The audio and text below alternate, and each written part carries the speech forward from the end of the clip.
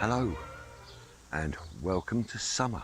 It's July in a year gardening, and what a fun packed show we've got for you this month. As I said in the last show, we're going to enjoy creating some new honeysuckle plants, and I'm going to be lifting the section that I layered last year, and I'll explain about that as well. I've been working rather hard on the extension to the veg growing area. We got the first of the raised beds built, and I'll show you how that's gone as well. We've got a rather interesting section on weeds, which I'm sure you're going to enjoy. And I'm going to share the development of the flower garden. Also show you how the front garden is coming on 1 year on from the big redevelopment. So lots of things to do, lots of things to talk about. So let's start by just looking at the extension to the vegetable garden. Well, I've just completed the first of the new raised beds for the extended vegetable garden. And what I've done is just built out of pallets, lined with an old carpet as a weed suppressing membrane, then wrapped in a weed membrane to darken it out so we don't get any weed growth from around the edges. All I've got to do now is clad it, and I think we'll get some sweet corn growing in here.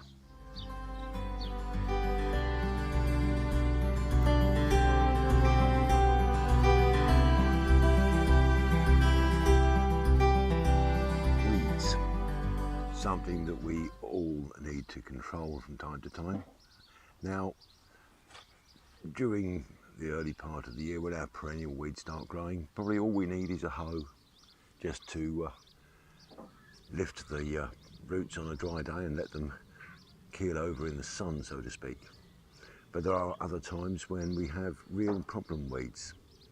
So we need to know what we're dealing with. So the first thing we really do need to know is what sort of soil we have. And we've got a soil here which is just slightly acidic, just slightly over neutral.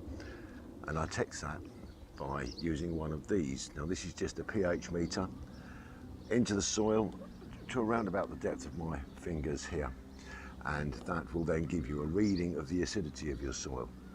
If you've got a neutral or an alkaline soil, one of the best things for getting rid of weeds you find in your kitchen, and that is white vinegar or distilled vinegar. Now what I do with that is I put it into a little spray bottle and I mix just a teaspoonful of washing up liquid in there, which helps the vinegar stick to the leaves of the weed. I also have the bottle very clearly marked as acetic acid. I don't want to be spraying my best dahlias or my geraniums with this stuff because they're not going to like it. But what we'll do is we'll show you how we treat some of those. Now also, sometimes we get weeds growing in our driveways, our paths and our patios. You can use the acetic acid, but you can also use this stuff, table salt. Sodium chloride, wonderful stuff, and you just pile it up around the weed, leave it for a few days, and your weed's dead. So that's a very, very useful one. Another little tool that I do use in my patio is I've got a weed burner, and I'll show you that in a couple of minutes as well. So let's go down the back, put some acetic acid onto some plants, then we'll go up to the path and we'll use the salt, and finally we'll use the weed burner. Just one thing before I do go off and do this. Now I know that Gary, you have a problem with mare's tails. This stuff, the white vinegar, is really good for getting rid of those. So once we've established the soil type, we know how we're going to treat the weeds. So if you've got a small area, you can just spray straight on. If you've got a large area of weeds, you need to distress the plants. So take a lawnmower to them or a strimmer, cut them, distress them. They're going to start putting out new shoots, and those young new shoots are the ones that we can treat.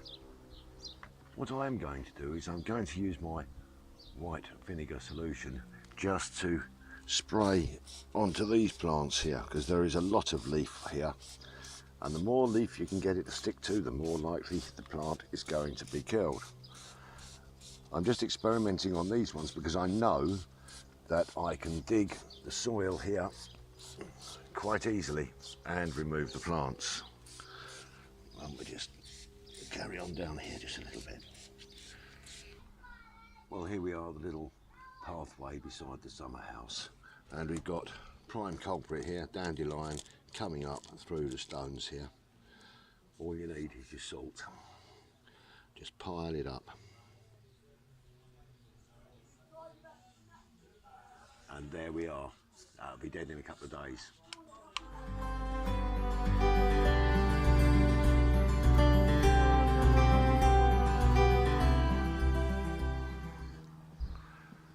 Well, if the area that you're working in is safe, then you can use one of these little beasties, which is a weed burner.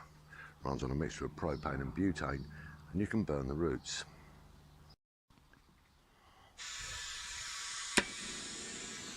You need to make sure the area is safe, that you haven't got a wooden fence or anything like that, but then you can just hold this around about 6 inches away from the weed, and the heat will go down and eventually destroy the weeds.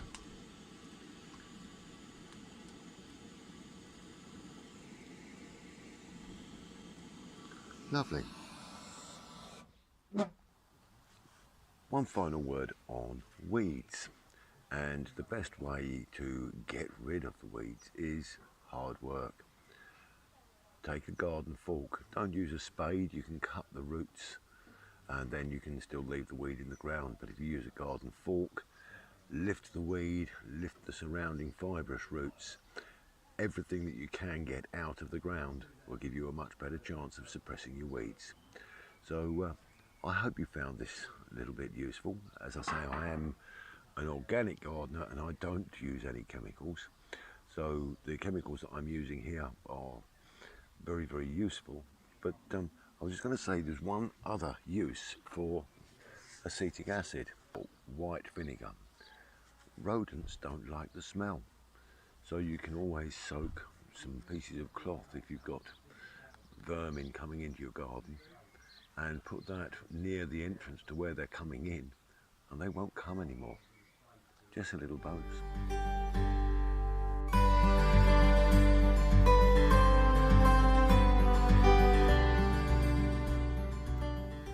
Well, the plants may have come out rather late this year, but I'm very, very pleased with the clematis and the wonderful display that that is putting on this year. So normally I'll get around about a dozen flowers if I'm lucky, but this year we've got over 20, and I think we'll get a second show this year as well. Well, I'm just down by the rose border now, and the roses have started coming out, the irises are out, and the flowers are really starting to take shape. Loving the colours and the scents in this garden today. Well, here we are at the mound, the new border, and we've planted out some of our perennials, and we're starting to get some nice colour coming in here, so everything is really taking shape rather well in this border as well. Well, finally in this little section, you may remember when we planted the mini orchard, and now we have got all of those lovely seeds that we put in coming through, and they're going to give us a vibrant display in the summer.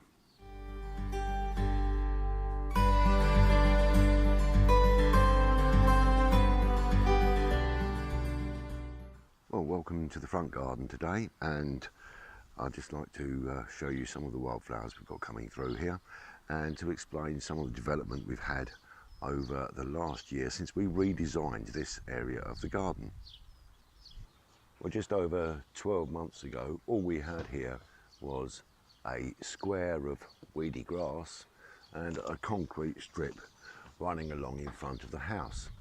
So the redesign was, with a little bit of a nod to the formal gardens, to take the grass into a circle, and using a little inspiration from an old toy that I used to have, which was a memory game. It was a circle with 4 little coloured chevrons inside, which you had to remember and press them in order. We've got 4 little beds running around here, which I've put wildflower seeds into last year, and they've reseeded and come through nicely. So we'll just take a look at those now. At the moment we've just got a nice selection of daisies here, and it looks like we've got a marigold coming through here, and all in all it's a very, very pleasant sight to see these flower heads dancing around in the breeze. On the far side, just on the border with our neighbours, I've just planted 1,000 wildflower seeds in there, which is going to look absolutely stunning later this year. Another area of the garden that I planted up is this perennial border here. You can't see at the moment, but over the back we've got a couple of Pyrrhus, Cuba, and they're going to grow through and form a nice backdrop to this lovely perennial border. Again, we've got things like cornflowers which are coming through in here, and then we've got echinopsis over the back. So this is really taking shape, and this is only now in its first year, so looking really, really lovely.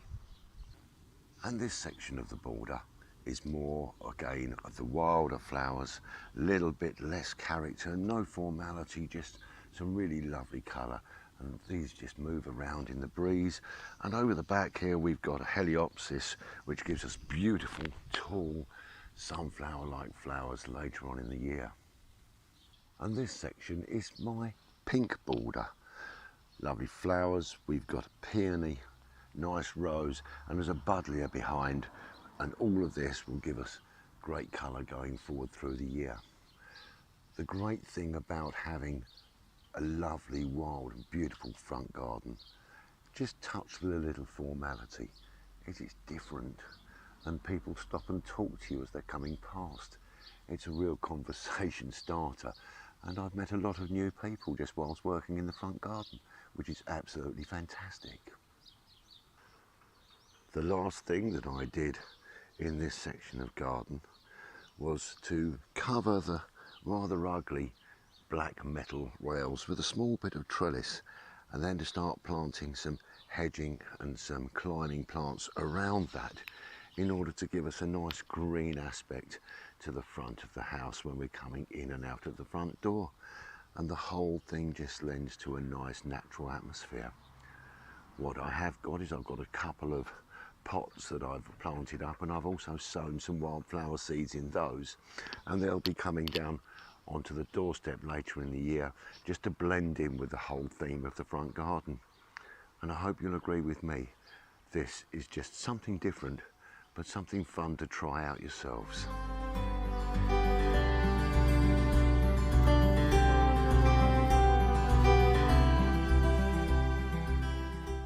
Well, last year I took one of the growths of this honeysuckle and layered it down into the ground, and that is now growing nicely here. So what I intend to do is to cut that from the main plant now, and then I'm going to lift this from the ground, and we'll see how many plants we can make from this. Let's see what we've got.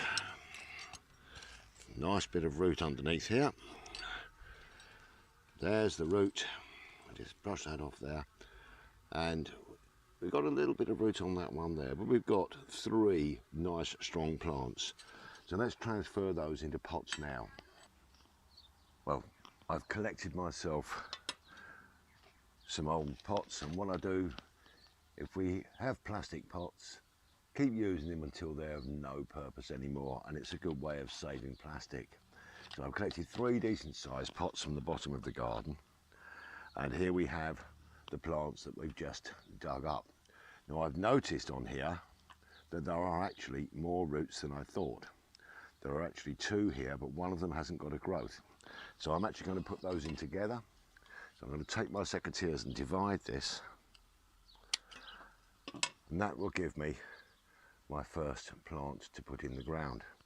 So we've got some lovely, lovely fibrous roots on here, and we're going to pot those up now. But what I have in my bucket is a mixture of soil, compost and some coir, and just keep that stirred. So it's still a little bit on the damp side from where the coir, which came in blocks, was expanded, but it's a warm day and it has dried out considerably. So these are still going to need a good water later on. So I won't completely fill that pot, and we'll take our plant and we're going to place that nicely inside here. Don't want the roots to all get crushed, so we're going to just lay those inside, and I'm just going to take a little piece of this off of here. Then we will firm that down ever so slightly. I'm not going to make it too compressed in the ground, so that the top of that root is now around about a centimetre below the top of the pot. We'll then take some more of our compost mix, and we're just going to cover slightly the branch that is holding the new growth. So that's the woody bit buried into the soil, and we'll plant that one there. Now we'll take this pot here, and again I'm going to pop the compost mixture inside, leaving myself enough room to move that around. Now we've got one tall growth here. What I'm going to do, this may seem really, really cruel, I'm going to take this down so there are only just a couple of leaves on there. Again, make a nice deep hole in there for the roots so they're not squashed up, and cover up the original woody part of the plant, and then just fill that around just up to the first leaves. That's all we're doing. That one there. And finally, with this section here, as you can see, I've got root on this one here, but there is no root on this one, but I'm going to keep that together. But again, I'm going to reduce that in height, because I believe that this second section here will root as well. So we've cut that back, and again get some of this compost mix into the pot. Nice deep hole for the roots. Place that inside the pot, and again the woody section is just going to be sitting on top of this compost in the pot, and then I'm going to fill over the top with some fresh, again just up to those first leaves. Now what I need to do is to get these watered, keep them in a warm but not too warm place, so I'll probably put them on the patio. Keep an eye on them, make sure they don't dry out for the next few weeks. And we've got our new honeysuckle plants.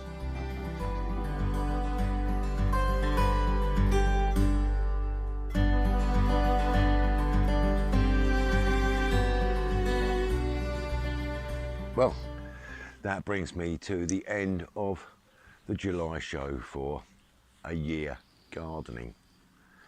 And I hope you've enjoyed what we've done today. I particularly like the making of the cuttings for the honeysuckles, because they're going to be some lovely plants for next year. Now, I've just returned with my wife from a lovely week away in Hastings, lovely old seaside town, and we've had a lovely time. And whilst we were there, we popped into a public house in the middle of the town, and we were amazed to find one of the most beautiful little courtyard gardens with loads of flowers and character. And the garden is owned by a lady called Ali, and we had a lovely chat. And so I'm going to be going back there in a month or so's time to do a little bit of filming in her garden, and I can share that with you. Now, at this time of year, we have to really keep our eyes open for some of the regular pests that we get rust on the leaves, we get that powdery mildew, and these things we have to deal with when they come through. So keep your eyes open. If you're growing lilies, watch out for those red beetles, devastating little blighters. Just give them a little squeeze, get rid of them. And remember their larvae, their eggs, they wrap in their own poos. They're a little brown slimy patch that you will find at the end of one of your leaves. You'll need to get rid of those as well. But the most important thing to do now we're in July is to come outside and enjoy our gardens. Although, because I've been away for a week, I've got a lot of work in tidying up to do. But let's get out, enjoy the colours, the scents, and all that hard work we put in all year round. Let's enjoy it for the next 5 or 6 weeks when we really can. Well, that really is that for this show. It just leaves me to say, stay safe, be kind to each other, happy gardening. And I do have a small glass of Cote du Rhone just to wish you well. Cheers, everybody.